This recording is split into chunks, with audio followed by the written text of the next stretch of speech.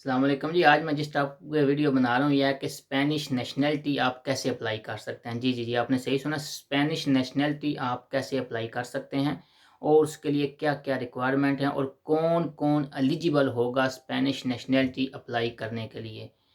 तो सबसे पहले जी मैं शुरुआत करूँगा कि पहले नंबर पे तो वो होंगे जिसको कहेंगे नेशनलिडad por रेसिडेंसिया, कि जो रेज़िडेंसी की बुनियाद पे स्पेनिश नेशनैलिटी अप्लाई करेंगे।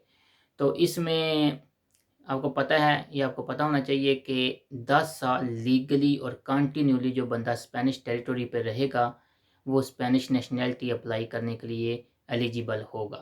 जी, अब इसमें ये नहीं होगा जी कि आप 10 साल लीगली रहे हों और आपका आपका जो टाइम है वो दरमियान में गैप आ गया। मिसाल के तौर पे आपने के पास पहले साल का कार्ड था, फिर 2 साल का कार्ड था, फिर आपका कार्ड रिजेक्ट हो गया, आप इल्लीगल हो गए। फिर 2-3 सालों बाद आपको कार्ड मिला, तो आपने अब सोचा कि यार मैं तो वो सारा टाइम पीरियड मेरा तो काउंट होगा क्योंकि मैं स्पेन में तो रह रहा था। नहीं, वो आपका टाइम पीरियड काउंट नहीं होगा क्योंकि आपको लीगली और कंटिन्यूली, ये 2 चीज़ें याद रखिएगा, लीगली और कंटिन्यूली। ये नहीं होगा कि आपका ना ही आपका इल्लीगल टाइम टाइम काउंट होगा और अगर आपका गैप आ गया, अगर आप 6 महीने भी इस दौरान इल्लीगल रहे हैं, तो आपका वो टाइम काउंट नहीं होगा। इसलिए याद रखिएगा कि रेज़िडेंसी 10 साल लीगली और कंटिन्यूली, लगातार और लीगल, जो बंदा लगातार होगा और लीगल 10 साल स्पेन की टेरिटरी पर रहेगा, स्पेन की सरज़मीन पे रहेगा, वो ही सिर्फ़ स्पेनिश नेशनैलिटी अप्लाई कर सकता है।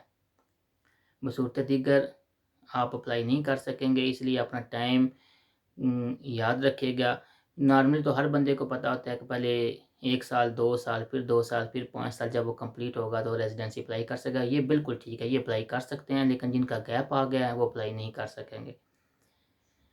अब दूसरी जो है कि nacionalidad por nacimiento, कि जो बंदे स्पेन की सरज़मीन पे पैदा हुए हैं, जिनको नातुरालेसा कहते हैं, तो क्या वो स्पेनिश नेशनैलिटी पैदा होने होते ही स्पेनिश नेशनैलिटी के लिए एलिजिबल होंगे? नहीं जी, वो नहीं होंगे। स्पेन की गवर्नमेंट ने सिर्फ़ कुछ जो कंट्रीज़ हैं उनको अलाउ किया है, वो भी उन कंट्रीज़ को अलाउ किया जिनकी गवर्नमेंट, जो बच्चे उनकी सरज़मीन के अलावा किसी भी मुल्क में पैदा होते हैं वो उनको ओन नहीं करते हैं।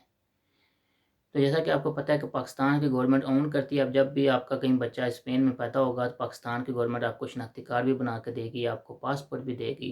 तो इसलिए आप उसी वक़्त तो स्पेनिश नेशनैलिटी के लिए एलिजिबल नहीं होंगे। उसके लिए आपको बच्चा 1 साल लीगली गुज़ारेगा और 1 साल के बाद आप स्पेनिश नेशनैलिटी के लिए एलिजिबल होंगे।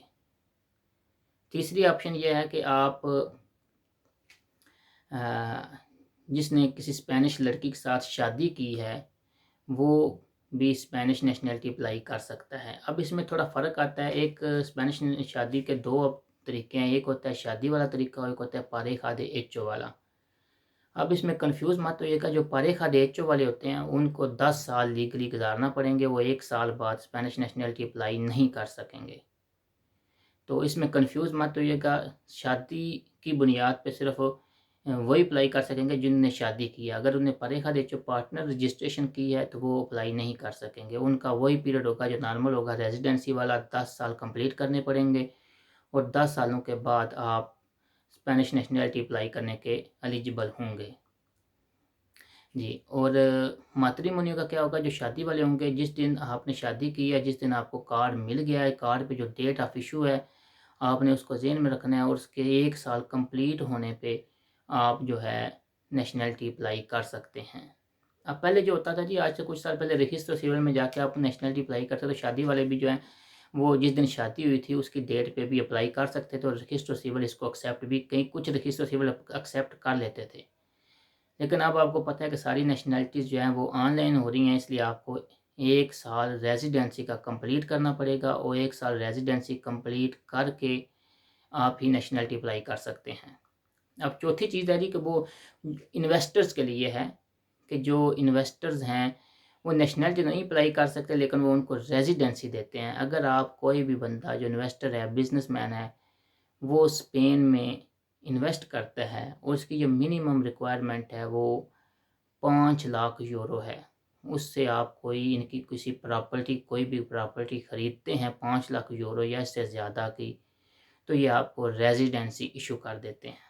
उस रेजिडेंसी पे आके आप यहाँ पे रह सकते हैं, काम कर सकते हैं और जो सब हकूक़ आपको स्पेनिश वाले मिल जाते हैं। उसके लिए भी यह है कि उसके लिए भी 2 तरीके हैं।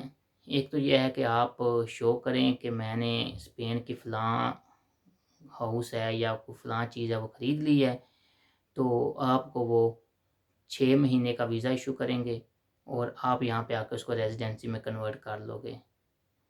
अगर आपने ख़रीदी नहीं हुई लेकिन आप अपना इरादा शो करते हैं कि ये मेरे पास रकम है, मैंने जाके स्पेन में इन्वेस्ट करनी है और मैंने ये प्रॉपर्टी ख़रीदनी है लेकिन अभी ख़रीदी नहीं है, तो वो आपको 9 महीने का वीज़ा इशू करेंगे और इसमें आपने आके अपना प्रोसेस कंप्लीट करना है। Thank you very much. अगर कोई भी क्वेरीज़ हुई, कोई भी चीज़ मज़ीद जानना चाहें तो कमेंट में मेंशन कीजिएगा। अल्लाह आपका हामी नासर हो, फ़ी अमान अल्लाह।